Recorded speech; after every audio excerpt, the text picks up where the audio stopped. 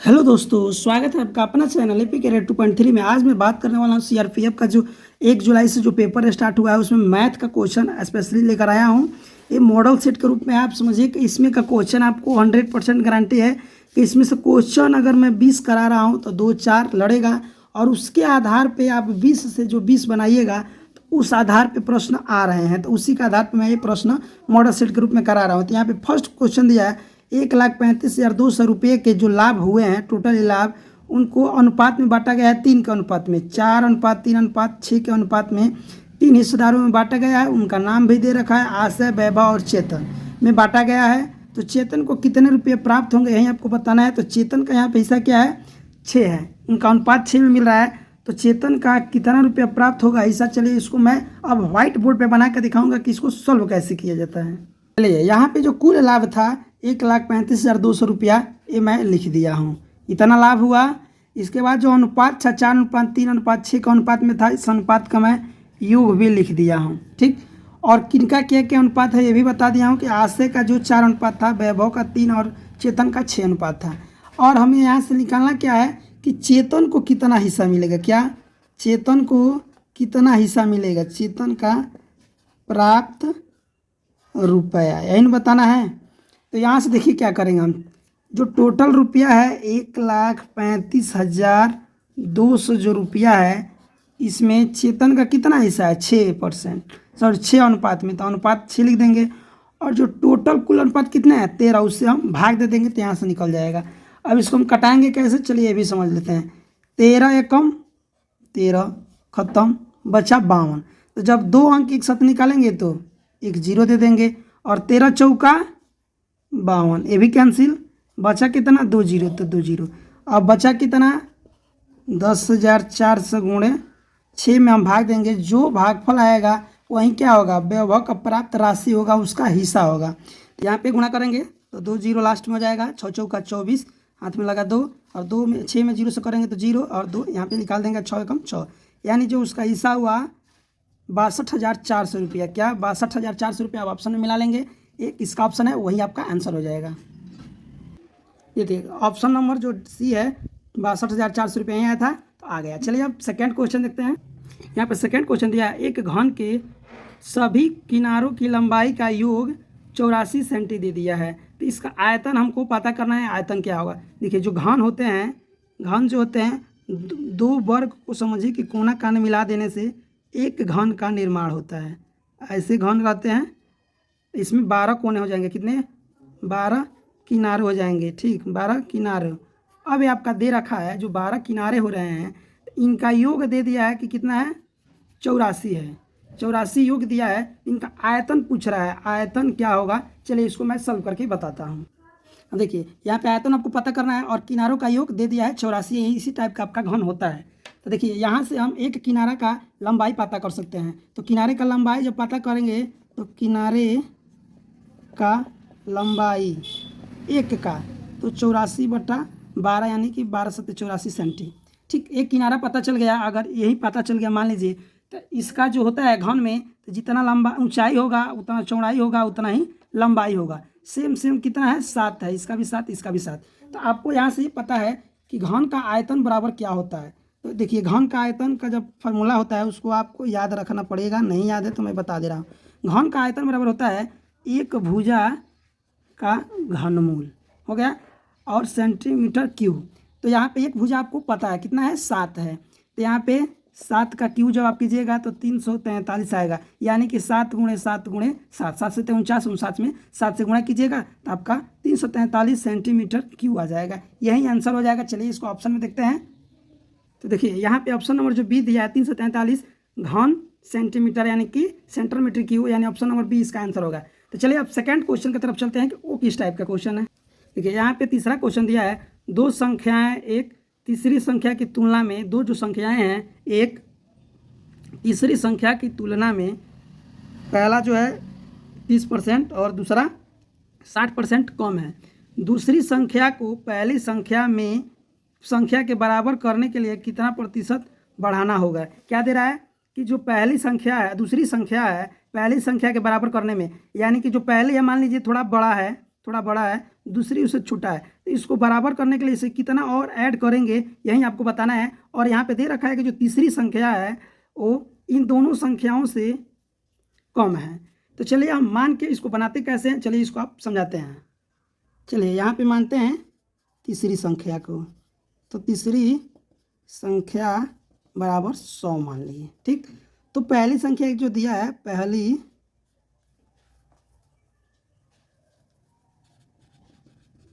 संख्या जो दिया है 30% कम है, यानी कि हो जाएगा 70।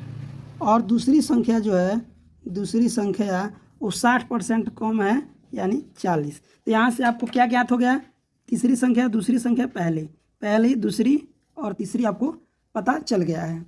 अब हमें क्या ज्ञात करना था कि दूसरी संख्या को पहली संख्या के बराबर करने के लिए कितना बढ़ाना पड़ेगा, यही हमको निकालना था। तो अब 20% बढ़ाने के लिए क्या करेंगे,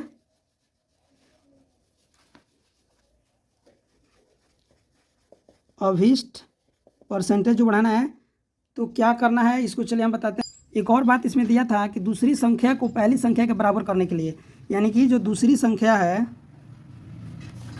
उसको पहली संख्या के बराबर करने के लिए आपको 70 घटाओ 40, यानी कि जो 30 आ रहा है इसी के ना तुलना करना है। तो अभिष्ट जो परसेंटेज होगा क्या होगा, अभिष्ट परसेंटेज, तो 30 बटा दूसरी का अपेक्षा बताना है ना, गुणे 100 कर देंगे। अब क्या करेंगे, 1 0 से 1 0 खत्म, 25 चौका 100 और 25 यहाँ 75, यानी कि हमको दूसरी संख्या में 75% अगर हम बढ़ाते हैं तो पहली संख्या के तुलना कर लेंगे, यानी कि 40 का परसेंट 75% और प्लस कर देंगे, यानी कि देखिए 40 का आधा 60 हो जाएगा, मतलब 50% 20 हो जाएगा, तो 40 20 60 बचा 10, तो 10 यानी 25%, यानी कि 25% और 50% 75%, यानी कि 75% दूसरी संख्या में बढ़ा देंगे तो इसके तुलना में बराबर हो जाएगा, यानी कि 75% है इसका आंसर होगा। चलिए इसको ऑप्शन में मिला लेते हैं। आपका आंसर आया था 75% और बढ़ाएंगे, तो ऑप्शन नंबर जो ए दे दिया है 75%, यही आपका आंसर हो जाएगा। चलिए अब चौथा प्रश्न देखते हैं, चौथा किस टाइप का प्रश्न आ रहा है। चलिए अगला 4 नंबर जो क्वेश्चन दिया है कि 2 कारें हैं, यानी कि 2 कार है, गाड़ी है, क्रमशः 30 किलोमीटर और 40 किलोमीटर प्रति घंटा की गति से शहर ए से बी तक की यात्रा करती है, यानी कि 2 शहर दिया है, शहर ए और एक शहर बी है, यानी कि इन दोनों के बीच की कुछ दूरी है जिसको तय करने के लिए वह उसकी चाल दे दिया है, एक की चाल 30 और एक की चाल 45 है। यदि एक कार यात्रा के लिए दूसरी कार की तुलना में 2.5 घंटा कम समय लेते हैं, यानी कि देखिए 2 चाल है तो समय भी आगे पीछे होगा, तो उसकी तुलना भी दे दिया है कि 2.5 घंटा कम समय लेता है। तो शहर ए से बी की दूरी आपको ज्ञात करना है कि कोई जो दूरी दे दिया है, सॉरी दूरी नहीं दिया है, समय दे दिया है कि दोनों में जाने में इतना देर का फासला हो रहा है, और आपका यानी कि समय दे दिया है, चाल दे दिया है, दूरी आपको ज्ञात करना है। तो 4 ऑप्शन दिया है। चलिए इसको मैं सॉल्व करके दिखाता हूँ बोर्ड पे कि इसको बनाएंगे कैसे। यहाँ से हम मान लेते हैं, माना शहर ए व बी के बीच की दूरी जो है x किलोमीटर है, किलोमीटर नहीं दिया था, मान लेते हैं x किलोमीटर है। दूरी यहाँ से मिल गया। समय जो दिया है, समय तो समय का अंतर में दिया है, जो समय दिया है वो एक दोनों के बीच में 2.5 घंटा है, 2.5 घंटा का अंतर पड़ रहा है।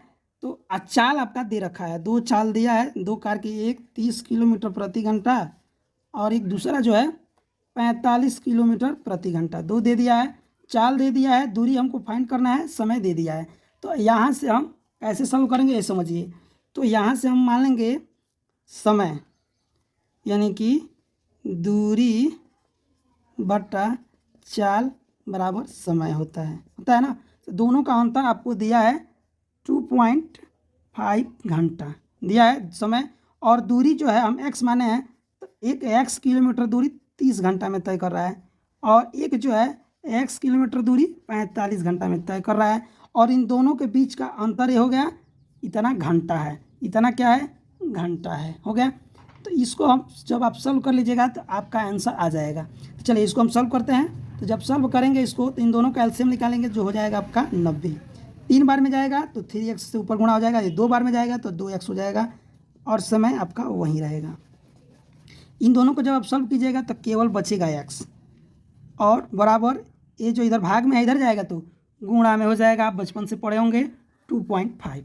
इसमें आप जब गुणा कीजिएगा तो x तो दूरी दिया ही है, तो x बराबर हो जाएगा 9 पचे 45। क्या 9 में 5 से गुणा करेंगे तो 45, हाथ में लगा 4 और 9 दूनी 18, 18 4 22 और एक जीरो, और दशमलव के बाद उधर से एक जीरो हटा देंगे तो आपका जो दूरी होगा क्या होगा 225 किलोमीटर। तो आपने देखा कितने आसान तरीके से मैंने सॉल्व कर दिया, आपको समझ में आ गया होगा कि हम इसको निकालेंगे कैसे। इसको बताने में हमको इतना समय लगा, अन्यथा आपको बहुत कम समय लगेगा। इन दोनों का अंतर आप जान लीजिए 15 और ये हो रहा है, इसमें गुणा करेंगे तो फटाक से निकल जाएगा। इतना प्रोसेस आपको लंबा नहीं लेकर जाना पड़ेगा, लेकिन मैंने एक बेसिक तरीके से बता दिया कि ऐसे ही क्वेश्चन को हम बनाते हैं, यही आपका क्या हो जाएगा आंसर हो जाएगा। तो आपका आंसर आया था 225 किलोमीटर, तो ऑप्शन नंबर डी में दिया है। चलिए आ गया ये भी आंसर। चलते हैं नेक्स्ट क्वेश्चन की तरफ। चलिए अगला प्रश्न जो दिया है कि एक राशि है, यानी कि कोई मूल राशि है, कुछ पैसे हैं, उसमें 8 वर्षों में साधारण ब्याज पर 40% वृद्धि हो जाती है। उसी दर पर जो इसका जो दर निकलेगा, समय दे दिया है और वृद्धि दे दिया है, साधारण ब्याज के तौर पे दे रहा है, तो उसी जो दर निकलेगा उसी दर पे 2 वर्षों में इतना मूलधन जो दिया है उसका चक्रवृद्धि ब्याज यानी कि CI क्या होगा, यही आपको बताना है। और 4 ऑप्शन आपको दे रखा है। तो चलिए इसको कैसे बताते हैं, इसको बनाते हैं। देखिए इस टाइप का क्वेश्चन आपकी बार बार इस टाइप का क्वेश्चन आपको हर एक कॉम्पिटिशन एग्जाम में पूछता है, और इस बार CRPF में पूछ चुका है। तो इसी आधार पे मैं बता रहा हूँ, और उसी आधार पे आपका क्वेश्चन भी संभावना है कि जो 7 तारीख के पेपर है, 8 तारीख को पेपर है, उसमें कहीं ना कहीं पेपर में ये प्रश्न आ जाएंगे। चलिए यहाँ से मैं मान लेता हूँ कि जो मूलधन का जो मूल है 100 रुपया है। चलिए यहाँ से मान लिया, तो ब्याज जो होगा वो क्या होगा, तो देखिए अभी ब्याज दिया था कि 40% बढ़ रहा है, तो 40 रुपया ब्याज हो गया यहाँ से। अब इसका जो दर निकालेंगे, तो दर क्या होता है, आप बचपन से पढ़े होंगे कि मूलधन बराबर होता है, साधारण ब्याज बराबर होता है मूलधन गुणे समय गुणे दर बटा 100। तो यहाँ से हमको दर फाइंड करना है, क्या दर क्या होगा, तो दर बराबर क्या हो जाएगा, दर बराबर हो जाएगा ब्याज गुणे मूलधन बटा मूलधन गुणे ब्याज गुणे 100 बटा मूलधन गुणे समय हो जाएगा। अब देखिए यहाँ से हम निकाल सकते हैं दर क्या होगा, तो यहाँ पे ब्याज कितना है आपका 40 है गुणे 100, और मूलधन 100 माने थे, और समय जो दिया है 8 साल के लिए दिया था स्टार्टिंग में, 2020 8 25 40, यहाँ से कितना 5% आपका दर निकल के आ गया। ये जो 5% दर आ गया, इसी दर पे हमको दे रहा था कि 2 वर्ष, यानी कि समय अब नया दे रहा था, क्या दे रहा था, समय दे रहा था 2 वर्ष, कितना 2 वर्ष समय दे रहा था, और जो मूलधन की राशि दे रहा था, जो मूलधन की राशि दे रहा था 36,000 रुपये दे रहा था, और हमको CI निकालना था चक्रवृद्धि ब्याज, और दर यहाँ से हम पता कर लिए हैं 5%। तो यहाँ से CI बराबर क्या होगा, तो इसके लिए आपको फार्मूला याद करना पड़ेगा, क्या कि मूलधन गुणे बड़ा ब्रैकेट जो दर आया है तो 100 में जोड़ देंगे उस दर को, बटा 100, और इसका क्या होता है आपका स्क्वायर माइनस 1, यही फार्मूला पे इसको हम निकालेंगे। तो चलिए इसको सॉल्व करते हैं। इसको सॉल्व करने के लिए मूलधन यहाँ पे दे रखा है कितना 36,000 गुणे इसको करेंगे तो इसका हो जाएगा 105 बटा 100, ये ना, और इसका स्क्वायर और फुल ब्रैकेट माइनस 1। इसको जब आप सॉल्व कीजिएगा तो इसको 5 से हम कटा सकते हैं, तो कटाएंगे तो 21 बचे 105 और 20 बचे 100, यानी कि 36,000 गुणे हो जाएगा 21 बटा 20 का होल स्क्वायर माइनस 1, यही होगा। अब इसको जब आप सॉल्व कीजिएगा और छोटा कीजिएगा तो 36,000 गुणे 21 में 2 बार जब इसको स्क्वायर कीजिएगा तो आपका हो जाएगा, इसको जब स्क्वायर कीजिएगा तो इसका हो जाएगा 441, और इसका हो जाएगा 400 माइनस 1। अब जब इसको आप घटाइएगा सॉल्व कीजिएगा तो 41 बचेगा, और एक मर्द में जा रहा है तो हो जाएगा 36,000 गुणे 41 बटा 400, इन बचेगा। अब इन 2 जीरो से 2 जीरो, 9 चौका 36 और 1 जीरो बच गया, यानी कि 90 गुणे 41, इसमें करेंगे तो 9 एकम 9, 9 चौका 36 और 1 जीरो बैठा देंगे, यानी कितना रुपया हो गया 3690 रुपये। इस पर CI जुटेगा, क्या जुटेगा CI, और इसमें जुट जाएगा और मूल राशि में जुड़ के दिया जाता है, तो इसका साधारण जो चक्रवृद्धि ब्याज होगा वो 3690 रुपया होगा। चलिए इसको ऑप्शन में देखते हैं। तो इसको आया था 3690 ऑप्शन नंबर सी। चलिए नेक्स्ट क्वेश्चन देखते हैं। वीडियो थोड़ा सा लॉन्ग हो रहा है, लेकिन देखिए आपका जो क्वेश्चन टोटल 30 आने वाला है, तो थोड़ा सा तो क्वेश्चन आपको समय तो लगेगा और सारे क्वेश्चन इंपॉर्टेंट आ रहे हैं। तो चलिए हम नेक्स्ट क्वेश्चन की तरफ चलते हैं। चलिए आपका अगला प्रश्न दिया है, यदि 9x - 6 छोटा ब्रैकेट 3 - x ब्रैकेट बंद इक्वल टू 12 हो तो x का मान क्या होगा। इसको देखिए सॉल्व करना है, तो सॉल्व हम कर देंगे। चलिए आसान तरीके से इसको सॉल्व करके दिखाते हैं। 9x - 36 18 minus minus plus 6x equal to 12। अब क्या हो जाएगा, जो चर चर है एक लगे और अचर अचर एक पास हो जाएंगे। तो 9 यहाँ पे x में है, 6x में है, तो इसको जोड़ देंगे तो 9 6 15x इक्वल टू 12 जोड़ 18। अब क्या हो जाएगा 15x इक्वल टू 30, तो x बराबर 15 दूनी 30 2। तो देखते हैं ऑप्शन 2 दिया है कि नहीं। तो इसका आंसर 2 आया था जो ऑप्शन नंबर 1 में दिया था। तो देखिए कितने आसानी तरीके से आपको बता दिए। चलिए अब अगला प्रश्न देखते हैं। चलिए अगला जो प्रश्न दिया है, यदि x - 2y इक्वल टू 2 और 3x + y इक्वल टू 20 हो तो x और y का मान क्या होगा।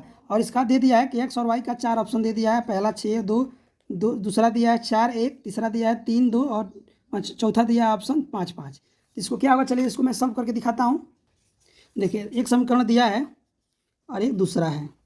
तो दिया है x - 2y इक्वल टू 2 और 3x + 2y इक्वल टू 20। अब इन दोनों को क्या करेंगे, बराबर किया जाता है। इसको सॉल्व करने के लिए इसके बराबर एक किया जाता है, तो 2 से गुणा करेंगे तो x एक टर्म बराबर हो जाएगा। तो ये तो सेम रह जाएगा x - 2y इक्वल टू 2 और इसमें करेंगे तो 3 दूनी 6x + 2y इक्वल टू 40। अब इसको आप सॉल्व कर लीजिएगा। तो जब इसको जोड़िएगा तो क्या होगा, प्लस माइनस खत्म, बचा क्या, जब इसको जोड़ रहे हैं ना तो ये हो जाएगा आपका 7x इक्वल टू 42। एक्स बराबर क्या हो जाएगा 6 7 42, एक्स का मान आ गया 6। तो वाई का मान किसी एक समीकरण में रख लेते हैं। तो मान लीजिए पहला जो समीकरण दिया है x - 2y equal to 2, x का मान 6 है तो 6 घटाओ 2y इक्वल टू 2, इसको इधर भेज देते हैं, इसको बुला लेते हैं। तो 6 - 4 इक्वल टू, इसको भेजेंगे तो उधर प्लस में हो जाएगा। तो 4 इक्वल टू 2y, 2 से 2 खत्म, y इक्वल टू 2। अब हमको समीकरण क्या मिला, एक मिला x का मान 6, क्या हुआ x का मान 6 और y का मान 2। अब इसमें मिलाएंगे कि किस ऑप्शन में ये आपका दिया है कि x का मान 6 है और y का मान 2 है। देखिए ऑप्शन नंबर जो फर्स्ट दिया है कि 6 और 2। चलिए अब अगला प्रश्न देखते हैं। अगला दिया है, एक आयतन का क्षेत्रफल 1200 सेंटीमीटर स्क्वायर दिया है, यानी कि 1200 वर्ग दे दिया है। एक आयत का क्षेत्रफल दे दिया है और इसकी परिधि भी जो दे है वो आपका 140 सेंटी दिया है। तो इसके विकर्ण की लंबाई क्या होंगे। जैसे मान लीजिए एक आपका आयत है, ये आयत है, इसमें जो क्षेत्रफल दे दिया है और इसकी जो परिधि है ये भी दे दिया है। तो आपको एक भुजा निकालना है या फिर बिना भुजा ज्ञात करना, इस विकर्ण की लंबाई आपको पता करना है क्या होगा। तो चलिए इसको कैसे हम बनाते हैं ये भी समझ लेते हैं।